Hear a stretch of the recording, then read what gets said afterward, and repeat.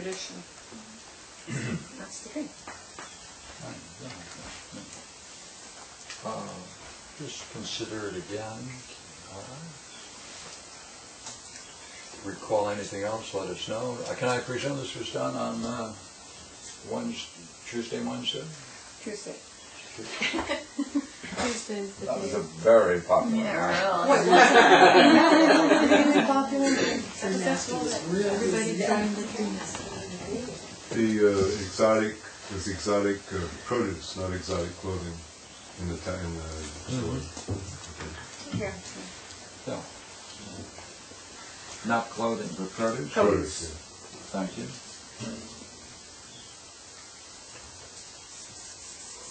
That's helpful. Good. Okay, go back over it once so we can make sure. Change things if need be. Just take a look at your notes. Want to read it again?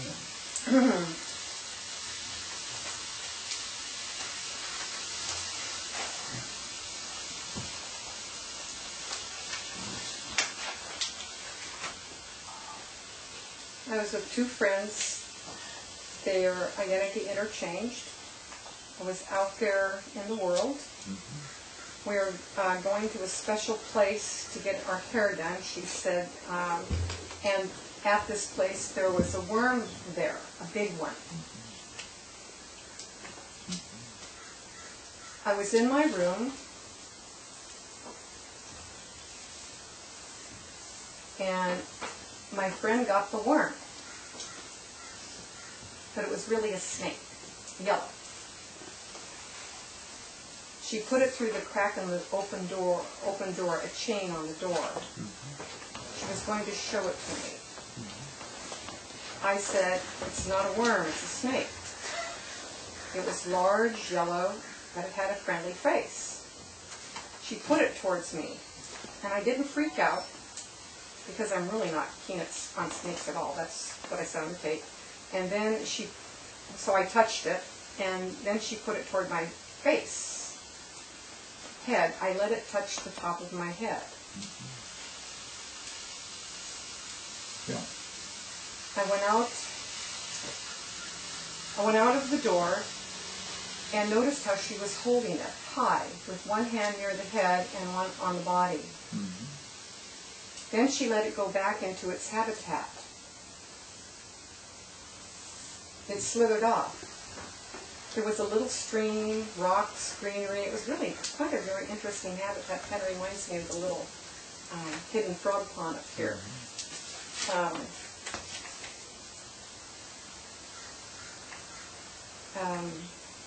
And when I saw it slither away, it wasn't round. It was green, brown, and yellow. It was really rather pretty. It was braided, a braided body. It was a weird snake worm, or whatever they thought it was. It lived there. And the guy that was there before my friend told her about it and showed it to her. Does this Kate drop out of the picture? Yes, Kate, it was no longer, and now it's Julie. Okay. Actually, my friend Julie. So,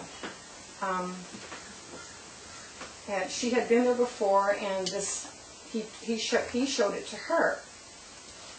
And I said, well, how did you find it to get it, to pick it up? And then I looked around, and it was a little square courtyard. And I noticed a picture of a painting of a snake.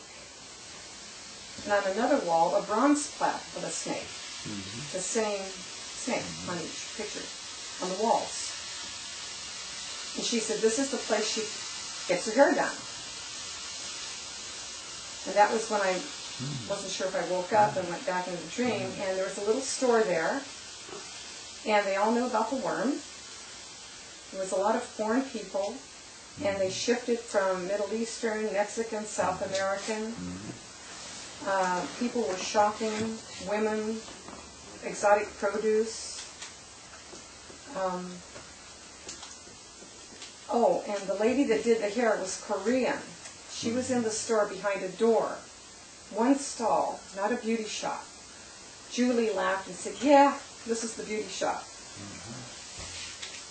And at first, when I looked in there was a sense of a long hallway. But then I saw it was mirrors. that it was just a one-person shop. Mm-hmm. A Korean patron, customer, was standing there. Her hair looked terrible, bad hairdo. And then the store had interesting, exotic produce. People were flocking all over the place. A very popular place. Lots of people, lots of nationalities. I was leaving, it's getting dusk, and a wagon pulled up, like a puppet show, for night festivities. Italian, gypsy, from an old tradition. Good. Just do the first line again, first couple of lines.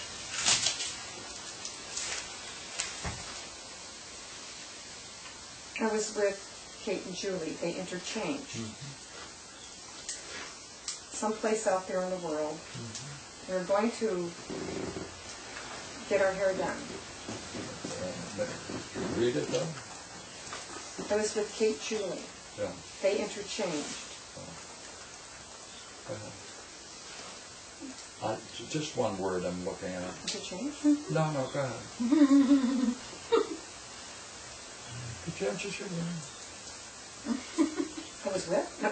Somewhere out in the world. We were somewhere out in the world. We were going to a special place to get our hair done. And Julie Kate said there was a worm there, a big one. That's good. Yeah. As you consider it, we can break it up into parts, of course.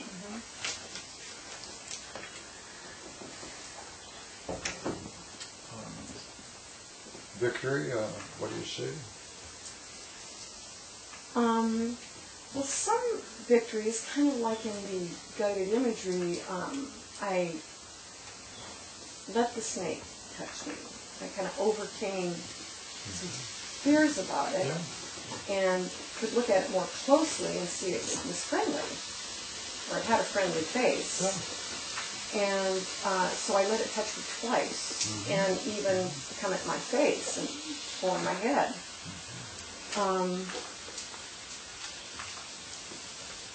That's all.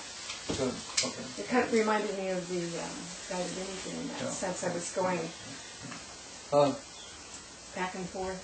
So now that you consider it, you would then say, remember the question, success or failure?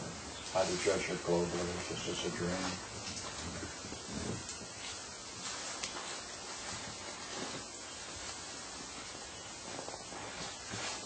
There's success in those two places. See if I agree. Okay. How about the dream as a whole? Well, I don't know, as a whole. Okay, that's why I asked. Yeah, I'm curious. Because it just kind of ends. Yeah. This was kind of the only place of a struggle. Yeah, that's true. Watch them, okay? When you ask whether or not there's a success or failure in the dream, it has to be in terms of the drama of the dream itself. So a lot of things can go on in a dream, but it's important to focus on, in terms of the dream, read the first couple of lines again. Did you have a goal? Yeah. There was a goal in the dream. Oh, yeah. We were going to go get our hair done at this special place. Right. That she was like something, a special deal. Special deal. Did I miss that? Well, that special was, deal. that was kind of the sense. Special place. Is there also a special deal? Well, according to my friend, that this was something that she found, this one lady that can do hair. Yeah. A special deal usually means something more than just a special place. I wanted to make sure about that before I used it. Well, I think you could probably get it at a good price. Was that in the dream? That's the sense with my friend. She seems to find these things. Thank you. So here's the friend, and the friend is considering the special deal, as it were. That she found, and it's kind of something price. that other females would be interested in. Right. So other women would be... It's like finding a special dress shop. Right. So the women would